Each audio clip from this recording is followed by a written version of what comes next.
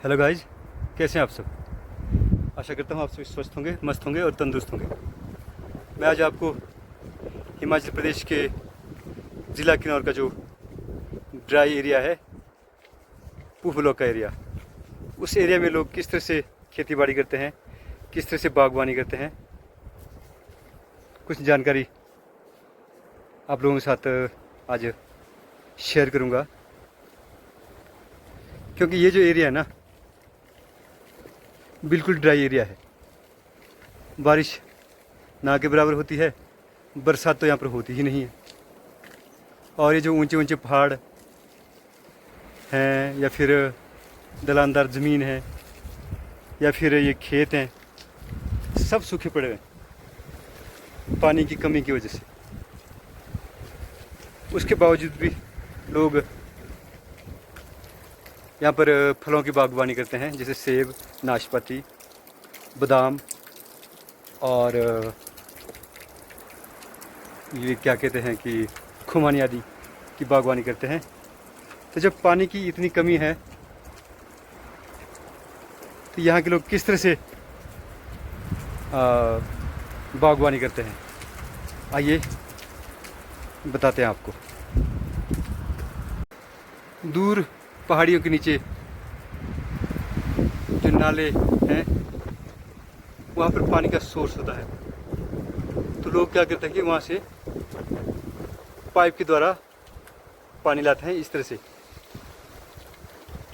और बगीचे के टॉप पर जो है ना टैंक बना होता है,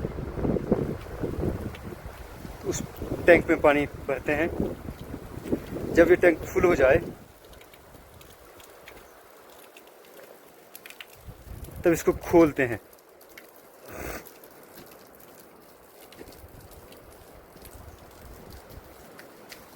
और खोल कर ना, ये जो कूल बनी हुई है देखिए, इस कूल के ज़रिए पानी को खेतों तक पहुंचाया जाता है।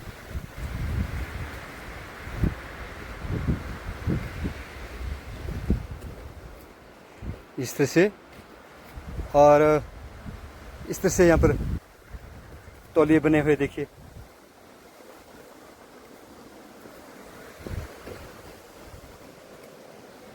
हर पेड़ के लिए एक तौलिया बना होता है।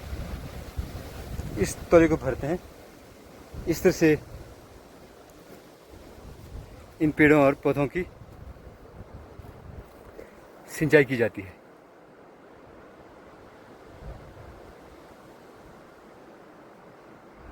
ड्राइनेस देखिए, ज़मीन बिल्कुल ड्राई है। थोड़ी थोड़ी घास दिख रही है, लेकिन ये भी सूखने के कगार पर हैं।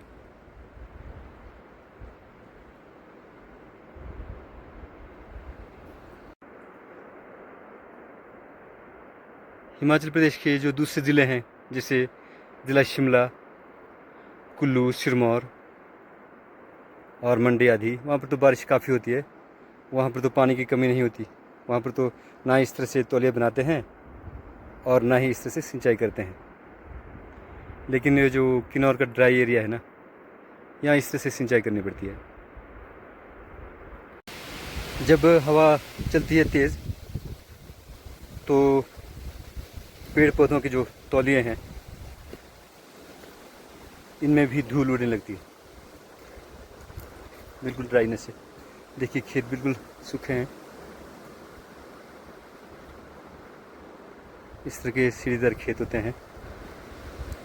ऊंची ऊंची दीवार दी जाती है, क्योंकि ज़मीन बहुत ढलानदार होती है ना।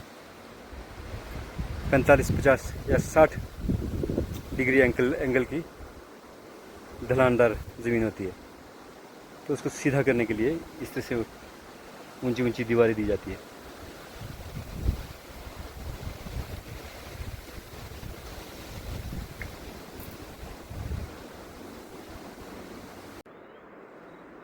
इस तरह से तौलिए बनाए जाते हैं। कुछ लोग इसको थाली भी बोलते हैं। और इन तौलियों में पानी भरकर ही इनकी सिंचाई की जाती है। ज़मीन बिल्कुल सूखी है, हवा भी सूखी है, पहाड़ बिल्कुल नंगे हैं। आज थोड़े बादल छाए हुए हैं, लगता है कि प्रदेश के किसी कोने में कहीं बारिश हो रही है। वहाँ से बादल खाली होकर यहाँ आए आराम फरमाने।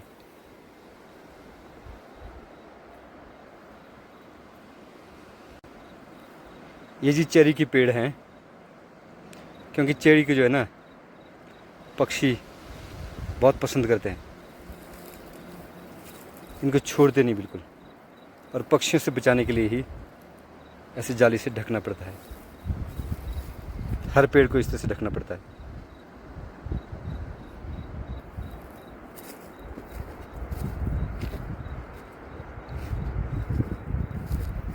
इस तरह से देखिए, चाहे पेड़ बड़ा हो चाहे छोटा हो, ढकना ज़रूरी है।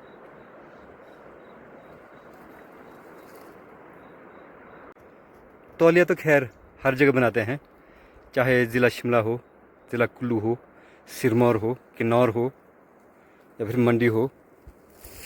लेकिन वहाँ के तौलिया और हमारे तौलिया में थोड़ा फ़र्क है। वहाँ क्या करते हैं कि तौलिया इस तरह से बनाते हैं कि पानी ठहर न जाए, पानी एक जगह ठहर न जाए, पानी बहता रहे बाहर को, ताकि जड़ गलन की समस्या ना हो।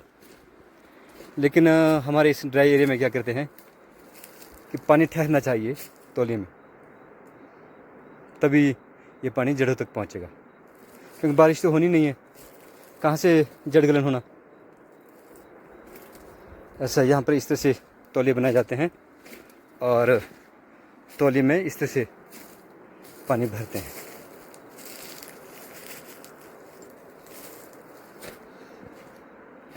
बस जहाँ जहाँ तौलिया है उसी में पानी है, बाकी तो खाली है, पूरी ज़मीन खाली है।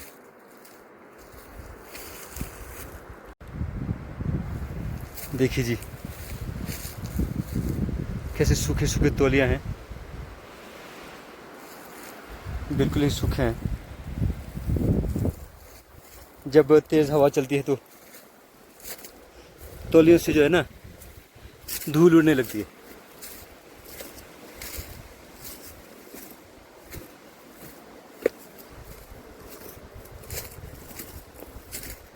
तो हमारा जो एरिया है बहुत हार्ड एरिया है। इस तरह से पानी को इकट्ठा करके टैंक में, फिर वहाँ से कूल द्वारा खेतों तक पानी पहुँचा के इन पेड़ पौधों की सिंचाई करनी पड़ती है ताकि ये बच जाए।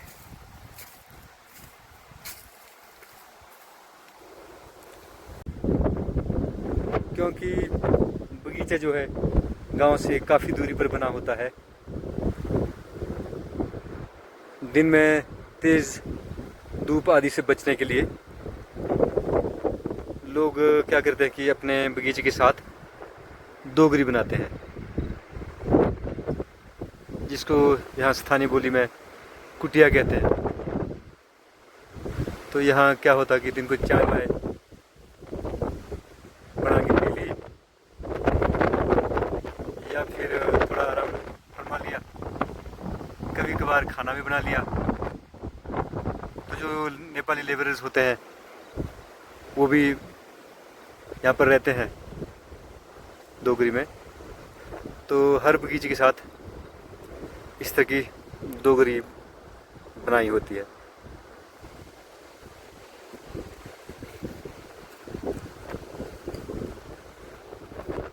कुत्ता बड़ा मस्त है मेरा।